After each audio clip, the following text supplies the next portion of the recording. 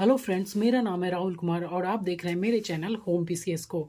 इस चैनल में आपको डिटेल से एकदम चैप्टर वाइज सब कुछ कराया जा रहा है, एकदम नोट्स द्वारा डिटेल्स एक कह सकते हैं डीप नॉलेज पढ़ाया जा रहा है, लगभग यूपीएससी नॉलेज तक का। थोड़ा बोलने में प्रॉब्लम हो रहा है मेरे को, मैं यूट्यूब पे नया नया वीडियो बनाना स्टार्ट किया हूँ, तो थोड़ा बोलने में प्रॉब्लम हो रहा है। लेकिन आप विश्वास रखें कि मेरे नोट्स को आप पढ़ लेते हैं या फिर अपने कॉपी में उतार लेते हैं इसको, तो आपको सब कुछ हल होता चला जाएगा और कुछ एक भी क्वेश्चन एग्जाम में छूटेगा नहीं। यूपीएससी लेवल तक का, यूपीएससी लेवल का क्वेश्चन आंसर क्वेश्चन तो नहीं बन सकता है, लेकिन पीसीएस लेवल का जरूर बनेगा। और पिछले बार पीसीएस में मेरा अच्छा नंबर भी आएगा, तो पहला बार मैं पीसीएस दिया था बिहार का। तो अभी मैं स्टार्ट करता हूँ। अभी बाबर में पढ़ा दिया, हुमायूं पढ़ा दिया हूँ, शेरशाह पढ़ा दिया। अभी शेरशाह का शासन प्रबंध देखेंगे, तो शासन मतलब उसके सामने में शासनकाल प्रबंध कैसा था, तो उसके बारे में देख रहे हैं। तो जो बच्चे नए स्टडी स्टार्ट किए, नया पढ़ाई स्टार्ट किए, तो वो मेरे चैनल से जरूर जुटे। जो भी बच्चे नए पढ़ाई स्टार्ट करते हैं उसे समझ नहीं आता है कि कहाँ से पढ़ाई स्टार्ट करना है, क्या करना है, नहीं करना है। तो एक मेरे चैनल से जुड़ने का मतलब ये होगा कि आपको शुरू से एकदम चैप्टर वाइज सब कुछ पढ़ाया जाएगा। हिस्ट्री, ज्योग्राफी, अभी हिस्ट्री का क्लास चल रहा है, मुगल काल में हमारा, तो ये सब डेमो क्लास है। अगर आप कमेंट करके बताएंगे तो हम एकदम शुरू से पढ़ाएंगे आपको, एकदम चैप्टर वाइज। जैसे हिस्ट्री सिंधु सभ्यता से स्टार्ट होता है, और ज्योग्राफी वगैरह सब कुछ एकदम डिटेल से, पॉलिटिकी वगैरह सब कुछ, जहाँ से आपका एग्जाम में एक भी क्वेश्चन नहीं छूटेगा। रेलवे वगैरह का तो आराम से हो जाएगा, और पीसीएस लेवल का आपको तैयारी करना है तो मेरे चैनल पर जरूर जुटे। ठीक है, आइए स्टार्ट करते हैं। शेरशाह का शासन प्रबंध। शासन प्रबंध से मतलब होता है कि उसके समय में शेरशाह जब राजा था, तो राजा के समय जैसे अभी कौन शासन, देश का शासन चला रहा है, तो मोदी चला रहा था, मोदी के समय में शासन कैसा है, तो उसी टाइप से शेरशाह के समय में कैसा था। तो सैनिक और असैनिक, सैनिक असैनिक बोले तो सैनिक जो शेरशाह के में भर्ती थे सैनिक, और असैनिक मतलब सिविलियन लोग, आम पब्लिक। साम्राज्य निर्माता एवं प्रशासक के रूप में शेरशाह को अकबर का पूर्वगामी कहा जाता है। थोड़ा बोलने में हेजिटेशन होता है, तो आप लोग सपोर्ट करें, धीरे धीरे मेरा प्रॉब्लम सब कुछ ठीक हो जाएगा। तो अकबर का पूर्वगामी क्यों कहा जाता है साम्राज्य निर्माता एवं प्रशासक के रूप में? क्योंकि शेरशाह के बाद अकबर इससे बढ़िया काम करेगा। तो अकबर से पहले कौन सा साम्राज्य का सबसे अच्छा विस्तार किया था? तो शेरशाह सूरी। केंद्रीय प्रशासन था, मतलब प्रशासन का जो मुख्य केंद्र, सब कुछ हाथ में किसके था? शेरशाह सूरी को, वही राजा था, और केंद्रीकृत शासन था। ठीक है, पॉलिटिकल वगैरह पढ़ाएंगे आपको, तो आपको बताएंगे केंद्रीकृत द्विसदनात्मक क्या होता है, ये सब वगैरह वगैरह। तो अभी पहले इस पे नोटिस करें। वह स्वयं शासन का प्रधान था। कौन शासन का प्रधान कौन था? शेरशाह सूरी। केंद्रीकृत शासन था। केंद्रीकृत मतलब समस्त शक्तियां शेरशाह के हाथ में केंद्रीकृत थी, मतलब बिना उसके डिसीजन के बिना कुछ होता नहीं था। शासन का जो मंत्री था वो स्वतंत्र नहीं था। शासन का जो, जैसे अभी कैसे प्रधानमंत्री स्वतंत्र है, अभी राजा कौन है? राजा तो राष्ट्रपति होता है, और लेकिन मंत्री स्वतंत्र होता है। तो लेकिन उस समय नहीं, मंत्री भी डिसीजन किससे लेता था? शेरशाह सूरी से लेता था। तो आइए देखते हैं क्या होता है। शेरशाह ने सल्तनत कालीन व्यवस्था के आधार पर 4 विभागों की स्थापना की है। शेरशाह ने सल्तनत कालीन व्यवस्था के आधार पर 4 विभाग, ऐसे तो बहुत सारे विभाग थे, लेकिन 4 मुख्य विभाग थे। तो कौन कौन? दीवाने बजारत। दीवाने बजारत किसको बोला जाता था? इसका प्रमुख जो होता था, मतलब हेड कह सकते हैं, प्रमुख हेड कौन था? इसका प्रमुख हेड लगान निर्धारण और अर्थव्यवस्था का प्रधान होता था। मतलब लगान आया गया जो भी है, लगान कितना लगाना है, अर्थव्यवस्था के बारे में जो इसका काम होता था, वो दीवाने बजारत करता था। बिजारत या बजारत कुछ भी बोल सकते थे। राज्य की आय व्यय का लेखा जोखा कौन करता था? दीवाने बजारत। ठीक है, दूसरा नंबर देखते हैं कौन है? दीवाने आरिज। दीवाने आरिज के पद पे जो था वो सेना से संबंधित सब कुछ काम करता था। सेना का संगठन, सेना का भर्ती, रसद के विभाग में प्रशिक्षण, सेना का नियंत्रण करना, सब कुछ कौन करता था? तो दीवाने आरिज करता था शेरशाह सूरी के समय। दीवाने रसालत क्या करता था? दीवाने रसालत आप देख रहे हैं, तो ये विदेश मंत्री होता था। विदेश मंत्री मतलब अन्य राज्यों से पत्र व्यवहार करता था, दूसरे राज्य में जाता भी था और पत्र व्यवहार भी करता था, और राजा को बताता था। मैन तो कौन था? शेरशाह सूरी था। केंद्रीकृत शासन था, तो बिना उसके डिसीजन के लास्ट में उसका डिसीजन लेना पड़ता था। ठीक है, सब कुछ पूछ के शेरशाह सूरी से किया जाता था। और भी कुछ विभागे था, तो थोड़ा पेपर को सीधा कर लेते हैं। तो अरे यार, पेपर थोड़ा सीधा हो गया, तो पिन मारा हुआ है ना, तो थोड़ा दिक्कत हो रहा है। देखिए, एक था दीवाने इंशा। दीवाने इंशा क्या था? दीवाने इंशा आपने 3 पढ़ा, या चौथा कौन है? दीवाने इंशा। इसका कार्य सुल्तान के आदेशों को लिखना और जनता तक सूचना पहुंचाना होता था। देखिए, इसका कार्य जो था, सुल्तान मतलब शेरशाह सूरी जो नया नियम लॉन्च करता था, नया कानून लॉन्च करता था, उसको लिखता था और पोस्टर वाइज मैक द्वारा पूरे गांव में फैलाता था, मतलब जो भी साम्राज्य में फैलाता था। तो इसका काम क्या था? लिखना और जनता के आदेश को पहुंचाना। एक था हमारा, अभी देखे थे हम कि ये दीवाने बाजारात, इसका लगान निर्धारण और अर्थव्यवस्था का प्रधान होता था। और पत्र व्यवहार कौन करता था? तो दीवाने रसालत। तो आइए देखिए, कुछ अन्य विभाग और भी है, कुछ अन्य विभाग के बारे में देखते हैं। तो अन्य विभाग में से एक दीवाने काजी था, जिसका काम न्याय करना था। दीवाने बरीद था, राज्य के गुप्तचर विभाग था, जिसको डाक व्यवस्था भी बोला जाता है। मुंसिफे मुंसिफान क्या था? न्यायिक अधिकारी। ये सब उतना एग्जाम में आता नहीं। पीसीएस लेवल का एग्जाम में अगर डीप क्वेश्चन पूछेगा तो आ सकता है, लेकिन ज़्यादा डीप यूपीएससी में आ सकता है ये सब, ठीक है। मैं बताता भी चलूँगा कौन सा क्वेश्चन कहाँ से आता है। तो देखिए, शेरशाह के समय में कोई पुलिस व्यवस्था नहीं थी। ये क्वेश्चन बहुत ही इंपॉर्टेंट है, बहुत बार पूछा गया है कि शेरशाह, ऐसे क्वेश्चन पूछ देगा कि शेरशाह के समय कौन सी पुलिस व्यवस्था थी। तो कोई पुलिस व्यवस्था नहीं थी, ध्यान रखिएगा। साम्राज्य के विभिन्न अधिकारी शांति व्यवस्था बनाए रखता था। जितना भी मैंने अधिकारी का नाम बताया, दीवाने बड़ी, दीवाने काजी, दीवाने इंशा, ये सब जो है, दीवाने बाजारत, ये सब शांति व्यवस्था बनाए रखता था। शेरशाह सूरी का जो साम्राज्य था, जितना बड़ा भी साम्राज्य फैलाया था, वो 47 जिलों में बटा था। उस समय जिलों को सरकार बोला जाता था, सरकारों या सरकार जो भी बोले, तो जिलों को क्या बोलते थे? सरकार बोलते थे। 47 जिला में बटा था। और जिला जो है परगना में बटा था। जिला क्या था? परगना में बटा था। जिला जो सरकार था वो परगना में बटा था। परगना में 4 तरह के लोग बैठते थे। एक सिकदार बैठता था, एक मुंशिफ बैठता था, एक फतेदार और एक कारकुन। तो अभी भी तो बैठते हैं। अभी परगना जैसे ब्लॉक होता है, ब्लॉक में फतेदार, जिसको खजांची, और कारकुन हिसाब किताब करने वाला जो होता था। परगनों के अंदर ये सब डिपार्टमेंट होता था, ठीक है। और जिला का जो दो भाग में बटा रहता था, मतलब 2 हेड होता था, एक सिकदार, एक सिकदारान, एक मुंसिफे मुंसफान। तो मुंसिफे मुंसफान मैंने ऊपर भी पढ़ाया था।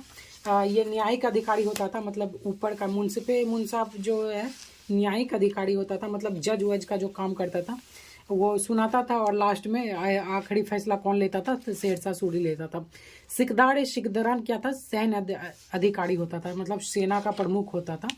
कौन? सिकदारान, एक सिकदारान। ये सब उतना डिटेल नहीं पूछेगा। शेरशाह ने गांव की परंपरागत व्यवस्था में कोई परिवर्तन नहीं किया, मतलब गांव का जैसा व्यवस्था था वैसा रहने दिया। जैसे चौकीदारी, पटवारी, प्रधान, आज भी चल रहा है चौकीदारी वगैरह, तो हमारे गांव में तो अभी भी चौकीदारी है। शेरशाह कालीन अर्थव्यवस्था की बात करें तो केंद्रीय सरकार को 4 प्रकार का आय व्यवस्था थी। केंद्रीय सरकार के पास क्या थे? 4 प्रकार की आय व्यवस्था थी। तो केंद्रीय सरकार कौन था? शेरशाह सूरी ही था। 4 प्रकार की आय व्यवस्था के बारे में देखते हैं। थोड़ा पेज सीधा कर देते हैं। तो देखिए कौन कौन था। तो 4 प्रकार की व्यवस्था कौन थी? तो पहला था लगान, दूसरा व्यापारिक कर, तीसरा था टकसाल एवं नमक कर, और चौथा था लावारिस संपत्ति। मतलब कोई मर गया किसी का, जो लावारिस संपत्ति उसको हड़प लेता था, सरकार का हो गया। अभी भी होता है, जिसके नाम पे कोई जमीन है, उसका कोई आगे वाला नहीं है, कोई वंश नहीं है, तो फिर सरकार अपने अंडर ले लेता है। टकसाल एवं नमक कर होता था। और व्यापारिक कर तो आप जानते हैं, व्यापार जो करता था उस पर टैक्स लिया जाता। अभी भी चल रहा है। लगान देखिए क्या था? रैयतवाड़ी था। लगान क्या था? रैयतवाड़ी। किसानों से प्रत्यक्ष संपर्क स्थापित किया गया था, मतलब किसान से प्रत्यक्ष संपर्क स्थापित करके। और क्या बोला गया था? शेरशाह ने उत्पादन के आधार पर भूमि को 3 श्रेणियों में विभाजित कर दिया था, अच्छी भूमि, मध्यम भूमि और खराब भूमि। और जो किसानों से प्रत्यक्ष संपर्क स्थापित किया गया था उसको निर्धारण करके 3 प्रकार का किया गया था। गला बख्शी या बटाई बोल सकते हैं, नक्श मुक्तई या कानकुद बोल सकते हैं, नगदी या जब्ती कर। ये 3 प्रकार का कर है, मतलब टैक्स है। और ये 3 प्रकार का टैक्स कैसे लिया जाता था? तो भूमि उत्पादन का लगान 1/3 लिया जाता था, मतलब भूमि से जितना भी लगान उत्पादन हुआ था वहां से 1/3 क्या कर रहा था? 1/3 कर लिया जाता था। अब बात कहाँ था? मुल्तान में 1/4 लिया जाता था। ये आप देख रहे हैं कि ये सब नॉलेज जो है बुक में नहीं मिलेगा, एकदम पूरा डिटेल से पढ़ाया जा रहा है आपका। और सेम चीज़ आपको कॉपी में लिख लेना है, बस आपको याद हो जाएगा। ज़्यादा कुछ करने का ज़रूरत नहीं है, आप बस इसको उतारेंगे, आपको याद होता चलेगा, क्वेश्चन भी सॉल्व होता जाएगा। बस आप, अगर आपको विश्वास नहीं हो रहा है तो मात्र एक चैप्टर, जैसे शेरशाह सूरी पढ़ाया तो शेरशाह सूरी का पूरा चैप्टर आप कॉपी में लिखें, फिर देखें कि शेरशाह सूरी से कोई क्वेश्चन छूटता भी है या नहीं छूटता, ठीक है। तो भूमि को 3 श्रेणी में बांट दिया था, देखिए अच्छी, मध्यम और खराब। लगान निर्धारण के लिए इसने रई फसलदारों की सूची तैयार की, मतलब जितने भी फसलदार थे उसके रई फसलदार की जो भी सूची था। और भूमि नाप के लिए गजे सिकंदरी और सन की डंडी 2 गो माप चलवाया था। तो बहुत बार क्वेश्चन पूछा गया है, गजे सिकंदरी कौन भूमि का नाप के लिए चलाया था। तो बहुत लोग सिकंदर मार देते हैं गजे सिकंदरी के नाम पे, तो सिकंदर नहीं होगा, यहाँ शेरशाह सूरी होगा। और सन की डंडी भी कौन चलाया था? शेरशाह सूरी। अब देखिए, लगान के अतिरिक्त किसानों को जरिमाना 2.5% देना पड़ता था। ये था सर्वेक्षण शुल्क। सर्वेक्षण शुल्क अभी भी मतलब देखते होंगे तो अलग अलग टैक्स लगता है, बहुत प्रकार का टैक्स लगता है। जरिमाना 2.5% लगता था सर्वेक्षण शुल्क किसानों को। और एक लगता था महाशिलाना कर संग्रह शुल्क हुआ करता था, और 5% लगता था, ठीक है। पट्टा भूमि ऐसा भूमि जिससे पे पूरा नियंत्रण राजा को और किसानों को बदले में काबूलियत पत्र पर सिग्नेचर करवाता था। पट्टा भूमि का पूरा नियंत्रण किसका है? पट्टा भूमि पर, सरकार का। और किसानों से जबरन क्या करता था? कबूलियत पत्र पर सिग्नेचर कराता था, और कुछ साल के लिए किसान को देता था। ऐसा नहीं कि किसान को दे दिया, किसान सोचे मेरा ही भूमि है। किसान को कुछ साल के लिए राजा किसान को देता था, बदले में किसान कबूलियत पत्र पर सिग्नेचर करते थे। तो पट्टा भूमि होता था इस टाइप का। आइए देखिए और आगे क्या है। बहुत स्पीड में मैं लेके चल रहा हूँ, ऐसा आपको कहीं पे पढ़ाया नहीं जाएगा इतना जल्दी समय में। न्याय व्यवस्था देखिए, शेरशाह कालीन न्याय व्यवस्था क्या था? तो शेरशाह का एक न्यायप्रिय शासक था। शेरशाह एक कि न्यायप्रिय शासक, ऐसा नहीं कि अन्याय करता था, सब कुछ के लिए ठीक ठाक न्याय करता था। लगान संबंधी में सरकार और परगनों में, सरकार में मुंसिफ है, मुंसिपान मैंने बताया आपको, और परगनों में मुंशिप हेड हुआ करता था। और एक न्याय में फौजीदारी था। फौजीदारी में सरकार, सिकदारान, जो मैंने वो बताया था उधर, सिकदारान क्या करता था? न्याय अधिकारी था, न्यायिक। सिकदारान सरकार के न्याय। परगनों में सिकदार हुआ करता था, और सरकार में सिकदारान, ठीक है, ऐसा हुआ करता। फौजदारी व्यवस्था में काजी, तो काजी देखिए, काजी क्या है? असैनिक मुकदमों पे सिविलियन था, असैनिक मुकदमों पे तो वो करता था, मुकदमा सुनाता था। असैनिक मतलब सिविलियन लोगों पे मुकदमा सुनाता था काजी, ठीक है। गांव में ग्राम पंचायत हुआ करती थी। सबसे ऊपर कौन था? शेरशाह सूरी। सबसे, अगर किसी से मामला, जैसे गांव में अभी भी ग्राम पंचायत है, किसी से मामला नहीं सुलटा तो फिर आगे ऊपर जाता है, ऊपर कोर्ट कचहरी जैसे होते होते राजा तक पहुंचता है, उससे यही था। काजी असैनिक मुकदमों सिविलियन लोगों को चौंता था, गांव में ग्राम पंचायत। मुद्रा व्यवस्था के बारे में देखें तो बहुत बार शेरशाह सूरी से पूछा जाता है, छोटे से बड़े एग्जाम में मुद्रा व्यवस्था। तो अभी मैं आपसे पूछता हूँ कि आप बता पाएंगे कि नहीं। अब बताइए, रुपया कौन चलाया था? तो रुपया आप बता देंगे कि शेरशाह सूरी चलाया था। कितने ग्रेन का था? तो आप थोड़ा सोच में पड़ जाएंगे, लेकिन 180 ग्रेन का था। दाम कौन चलवाया था? तो शेरशाह सूरी ने चलवाया था। तो रुपया के बारे में बहुत बार एग्जाम में पूछ चुका है, अब नहीं पूछता है, अब पूछता है डायरेक्ट कि तांबे का दाम कौन चलवाया था। तो तांबे का दाम कौन चलवाया था? शेरशाह सूरी, 380 ग्रेन का, ठीक है। मुद्रा व्यवस्था के बारे में देखते हैं। शेरशाह ने पूर्ववर्ती शासकों के द्वारा प्रचलित एवं पुराने घिसे पीटे सिक्के को चलाना बंद करवा दिया। बंद कर, सबको बढ़ गई बात, तो बंद करवा दिया। उनके स्थान पर शुद्ध चांदी का सिक्का चलवाया, जिसको रुपया बोला जाता है। रुपया अभी भी चल रहा है, शेरशाह सूरी का ही देन था, और 180 ग्रेन का था, 180 ग्रेन का, ठीक है।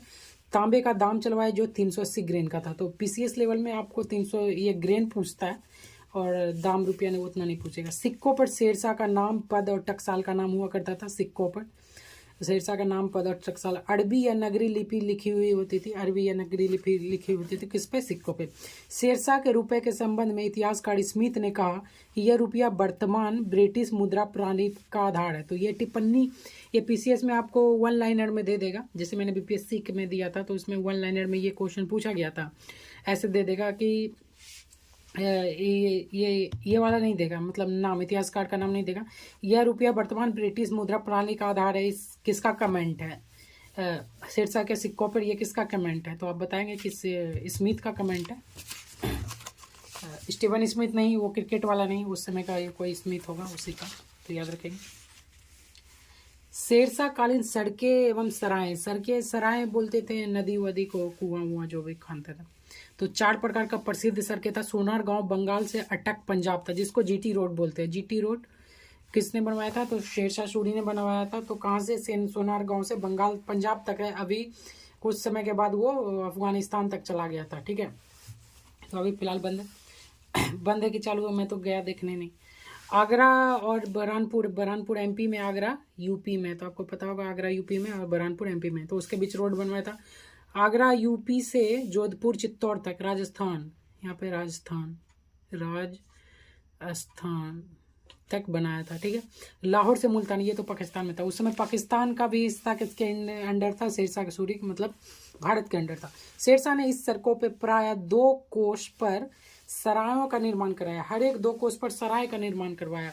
लगभग 1700 सरायों का निर्माण करवाया था। पूछा जाता है बार बार एग्जाम में कि कितने सरायों का निर्माण करवाया गया, तो लगभग में पूछा जाएगा तो 1600 से 1800 ऑप्शन में रहेगा, या फिर 1900 से 2200 ऐसे करके ऑप्शन में रहेगा। तो आप जो भी, यहाँ पे 1700 एग्जैक्ट है, तो एग्जैक्ट भी रह सकता है। तो 1700 सरायों का निर्माण करवाया था कौन? शेरशाह सूरी ने। जिसका नियंत्रण, सरायों का नियंत्रण कौन करता था? परगना का जो सिकदार होता था उसका नियंत्रण करता था। परगना में जो सिकदार बैठता था ना, तो सरायों का नियंत्रण करता था। शेरशाह कालीन इमारतें एवं साहित्य देखिए, शेरशाह कालीन इमारतें साहित्य, शेरशाह कालीन इमारतें साहित्य। शेरशाह ने उत्तरी एवं पश्चिमी सीमा की सुरक्षा के लिए रोहतासगढ़ किले का निर्माण करवाया। बहुत ही बार बीपीएससी में पूछा गया है, वेरी वेरी इंपॉर्टेंट आप कह सकते हैं। और इस बार भी शायद पूछा गया था, इस बार नहीं, इस बार के पिछले बार। तो आप देखेंगे बीपीएससी में जाके कि पूछा गया कि रोहतासगढ़ किले का निर्माण सबसे पहले कौन करवाया था? तो शेरशाह सूरी ने करवाया था। और इनका नाम किला-ए-कहना, दिल्ली नामक मस्जिद का निर्माण। देखिए, ये रोहतासगढ़ का किले का निर्माण तो करवाया, एक और किले-ए-कहना दिल्ली में जो है दिल्ली नामक मस्जिद का निर्माण करवाया। किले-ए-कहना दिल्ली नामक मस्जिद, दिल्ली पे भी अधिकार हो गया, राजा बन गया था, हुमायूं भाग गया, दिल्ली पे अधिकार।